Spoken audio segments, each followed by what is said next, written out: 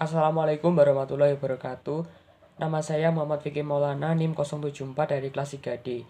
Di sini saya sebagai moderator dalam diskusi kita kali ini dalam mata kuliah Fikih Muamalah mengenai wakaf, hord, dan hibah.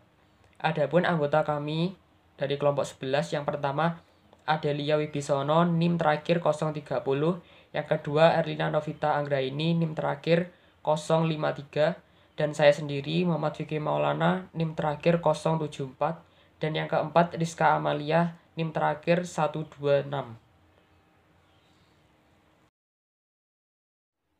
Assalamualaikum warahmatullahi wabarakatuh.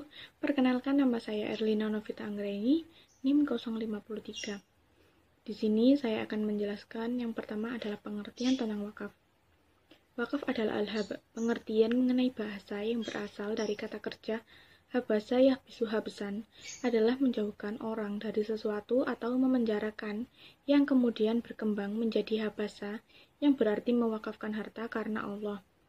Sedangkan menurut istilah dalam syarah Islam, wakaf diartikan sebagai penahan hak milik atas materi benda, al-ain, untuk tujuan menyedekahkan manfaat atau faidahnya al-manfa'ah. Sedangkan menurut Rahmat Jamaka, wakaf adalah menahan harta yang mempunyai daya tahan lama dipakai dari peredaran transaksi dengan tidak memperjualbelikannya, tidak mewariskannya, dan tidak pula menghibahkannya, dan menyedekahkan manfaat untuk kepentingan umum. Dengan begitu, harta benda yang diwakafkan beralih menjadi milik Allah, bukan lagi milik wakif. Yang kedua adalah dalil dan hukum wakaf. Secara umum, dalil mengenai konsep wakaf yang jelas tidak terdapat secara tegas dalam Al-Quran.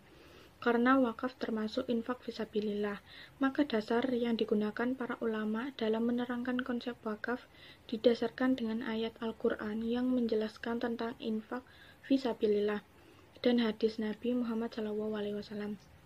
Antara lain terdapat dalam Quran surat Ali Imran ayat ke-9. Bismillahirrahmanirrahim. Lan tanalul birra hatta tunfiqu mimma tuhibbun wa ma tunfiqu min syai'in fa innallaha bihi alim. Yang artinya, kamu sekali-kali tidak sampai kepada kebajikan yang sempurna sebelum kamu menafkahkan sebagian harta yang kamu cintai, dan apa saja yang kamu nafkahkan maka sesungguhnya Allah mengetahuinya. Yang ketiga adalah rukun wakaf. Terdapat beberapa rukun wakaf, antara lain adalah yang pertama ada wakif. Wakif merupakan orang yang memberi wakaf. Yang kedua ada mauquf. Mauquf adalah harta yang diwakafkan.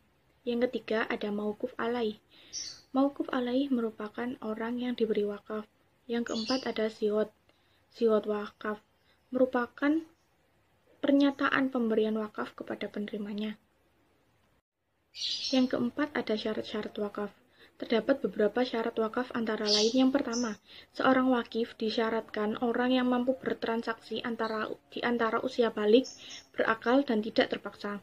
Yang kedua, harta yang diwakafkan merupakan barang yang jelas wujudnya, pemiliknya yang mewakafkan, dan manfaatnya tahan lama untuk digunakan.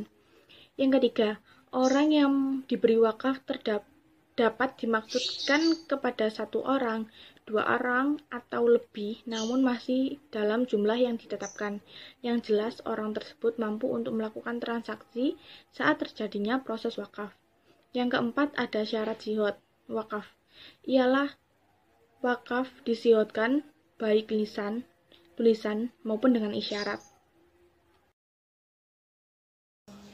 Assalamualaikum warahmatullahi wabarakatuh. Perkenalkan, nama saya Rizka Amalia, NIM 1907210126, kelas 3D Ekonomi Syariah. Di sini saya akan menjelaskan tentang macam-macam dari wakaf. Wakaf sebagai suatu lembaga dalam hukum Islam tidak hanya mengenal satu macam wakaf saja. Ada berbagai macam wakaf yang dikenal dalam Islam yang pembedaannya didasarkan atas beberapa kriteria. Pendapat lain dikemukakan oleh Ahmad Azhar Bashir sebagai berikut. Yang pertama yaitu wakaf ahli atau dari keluarga atau khusus. Wakaf ahli ini merupakan wakaf yang ditujukan kepada orang-orang tertentu, seseorang atau lebih, baik keluarga wakif atau bukan.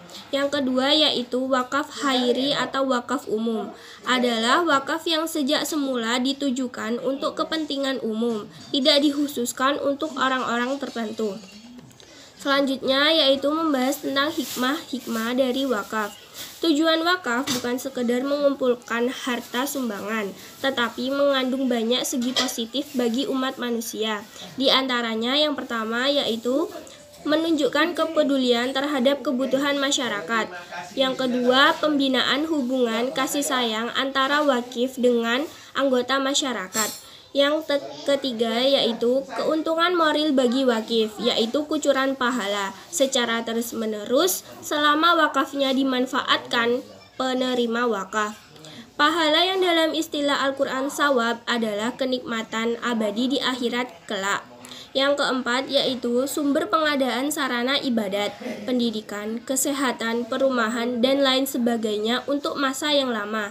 Dan yang terakhir yaitu sumber dana produktif, banyak mendatangkan hasil untuk masa yang lama. Selanjutnya yaitu membahas tentang qard. Yang pertama yaitu pengertian dari qard sendiri. Definisi qard atau utang piutang adalah akad yang dilaksanakan oleh dua orang, di mana di antara dari dua orang tersebut mengambil kepemilikan harta dari lainnya, dan ia menghabiskan harta tersebut untuk kepentingannya. Kemudian ia harus mengembalikan harta tersebut senilai dengan apa yang diambilnya dahulu. Atau suatu akad antara dua pihak bila mana pihak pertama menyerahkan uang atau barang kepada pihak kedua guna dimanfaatkan dengan ketentuan bahwa uang atau barang tersebut harus dikembalikan persis seperti apa yang ia terima dari pihak pertama. Kemudian yang kedua yaitu membahas tentang dalil dan hukum dari qard. Yang pertama yaitu dasar hukum qard berdasarkan Al-Quran surat Al-Baqarah ayat 245 yang berbunyi Bismillahirrahmanirrahim. Man dzallazi yuqridullaha qardan hasanan fayudha'ifahu lahu ad'afan katsirah. Wallaha yaqbidu wa sutu wa ilaihi turja'un, yang artinya yaitu siapakah yang mau memberi pinjaman kepada Allah, pinjaman yang baik, menafkahkan hartanya di jalan Allah, maka Allah akan memperlipat gandakan pembayaran kepadanya dengan lipat ganda yang banyak, dan Allah akan menyempitkan dan melapangkan rezeki, dan kepadanya lah kamu dikembalikan. Dasar hukum yang kedua yaitu menurut ijma. Para ulama telah menyepakati bahwa al-qard boleh dilakukan. Kesepakatan ulama ini didasari tabiat manusia yang tidak bisa hidup tanpa pertolongan dan bantuan saudaranya. Tidak ada seorang pun yang memiliki segala barang yang ia butuhkan. Oleh karena itu, pinjam-meminjam sudah menjadi satu bagian dari kehidupan di dunia ini. Islam adalah agama yang sangat memperhatikan segenap kebutuhan umatnya. Assalamualaikum warahmatullahi wabarakatuh. Perkenalkan, nama saya Adilia Bisono, NIM 030 dari kelas 3D Ekonomi Syariah. Nah, di sini saya akan menjelaskan mengenai syarat-syarat qard.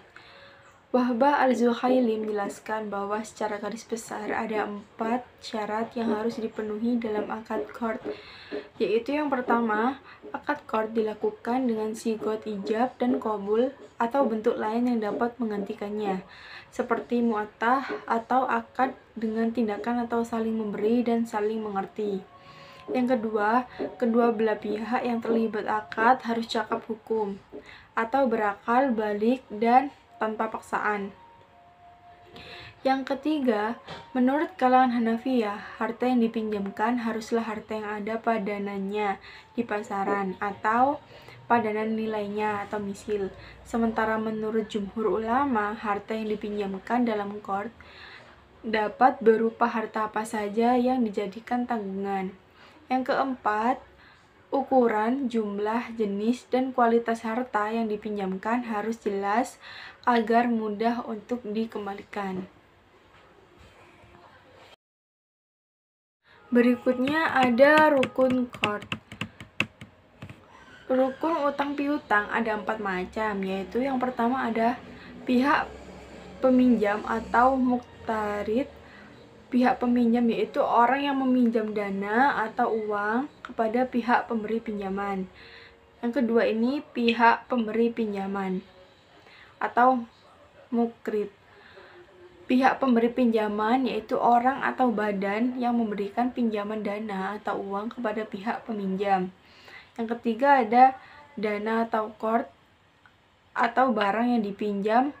Muqtarad, dana atau barang di sini yang dimaksud adalah sejumlah uang atau barang yang dipinjamkan kepada pihak peminjam.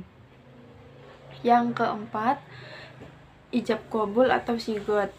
Karena utang piutang sesungguhnya merupakan sebuah transaksi atau akad, maka harus dilaksanakan melalui ijab dan qabul yang jelas.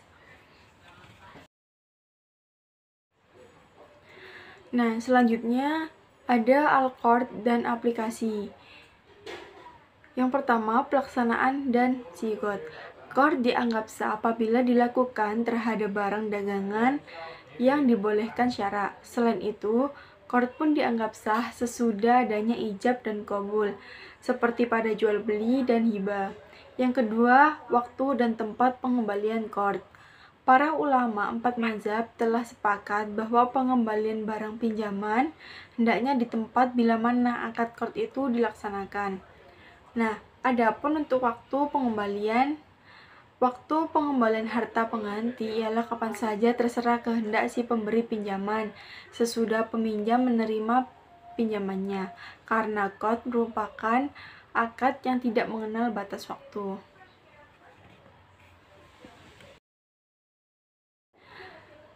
Ketujuh, ada hikmah qard. Ada beberapa pelajaran yang dapat diambil dari qard atau utang piutang. Ada 2 pihak dari qard ini, yaitu dari pihak yang memberi hutang, maka ia dapat membantu mereka yang membutuhkan bantuan baik finansial maupun non-finansial. Sedangkan di sisi orang yang menerima hutang, maka ia dapat dengan segera untuk memenuhi kebutuhan tertentu. Yang pertama itu ada dapat menumbuhkan sikap saling tolong-menolong sesama orang lain. Yang kedua, mendatangkan kemaslahatan bagi mereka yang berhutang. Yang ketiga, dapat menumbuhkan rasa persaudaraan karena dapat membantu orang yang membutuhkan. Dan yang terakhir itu, mendatangkan pahala bagi orang yang memberi hutang kepada orang lain. Hibah. Pengertian hibah. Hibah berasal dari bahasa Arab wahabah yang mempunyai arti lewat dari satu tangan ke tangan yang lain, atau dapat diartikan dengan kesadaran untuk melakukan kebaikan, atau diambil dari kata hubub al-rih atau angin berembus. Menurut terminologi, kata hibah memberi pemberian hak milik tanpa ganti. Hibah dapat disebut juga hadiah atau pemberian, sedangkan menurut syara, hibah berarti memberikan sesuatu kepada orang lain sebagai hak miliknya, tanpa mengharapkan imbalan. Untuk materi selanjutnya yaitu berdasarkan dari definisi di atas tentang hibah, maka dapat dipahami adanya 3 unsur yang terdapat dalam pengertian hibah, yaitu 1. Adanya pemindahan kepemilikan. Yang kedua, terjadinya pemindahan kepemilikan tersebut terjadi pada saat kedua belah pihak masih hidup. Yang ketiga, tidak terdapat ganti rugi atas pemindahan kepemilikan harta yang dihibahkan. Hibah sendiri memiliki beberapa syarat, yaitu 1. Wahib. Penghibah wajib memiliki barang yang sendiri secara sah yang dihibahkan, baik dalam arti yang sebenarnya atau dari segi hukum. Yang kedua, wahib, orang yang sudah akil baligh. Tidak sah hibah yang dilakukan orang gila atau anak kecil. Yang ketiga, adanya barang yang dihibahkan. Yang keempat, adanya ijab dan qabul. Berikut ini adalah rukun hibah. Terdapat beberapa rukun hibah, yaitu 1. Wahib, orang yang memberi. Wahib hibah adalah pemisah barang yang dihibahkan dan dilakukan dalam keadaan sehat baik jasmani maupun rohani. Yang kedua, mauhublah, orang yang diberi. Penerima hibah yaitu setiap orang baik individu maupun badan hukum serta layak memiliki barang yang dihibahkan padanya. Yang ketiga yaitu harta atau barang yang dihibahkan. Yang keempat, ijab hobul. Semua transaksi hibah dapat terjadi dengan adanya ijab hobul. Kepemilikan menjadi sempurna setelah barang hibah telah diterima oleh penerima. Yang keempat, dasar dan hukum hibah dari perspektif Islam. Hibah dihukumi sunnah dan disyariatkan dalam Islam berdasarkan Al-Quran. Adapun firman Allah SWT mengenai hibah kepada umat Islam agar berbuat baik kepada sesamanya, saling mengasihi dan sebagainya. Islam menganjurkan umatnya untuk suka memberi karena memberi lebih baik daripada menerima. Tetapi harus ikhlas, tidak ada pamrih kecuali mencari ridha Allah dan mempererat tali persaudaraan. Berikut ini adalah hikmah hibah. Ada beberapa hikmah yang dapat kita petik dalam hibah atau pemberian ini. Yang pertama, menghilangkan sikap dengki yang dapat merusak keimanan. Yang kedua, dapat saling tolong-menolong kepada orang yang membutuhkan. Yang ketiga, mendapatkan kebaikan dari Allah. Yang keempat, mendatangkan rasa saling menyayangi, mengasihi, dan menghilangkan sifat rakus, egois, dan bagil. Yang kelima, menghilangkan rasa dendam. Sekian presentasi dari kelompok 11.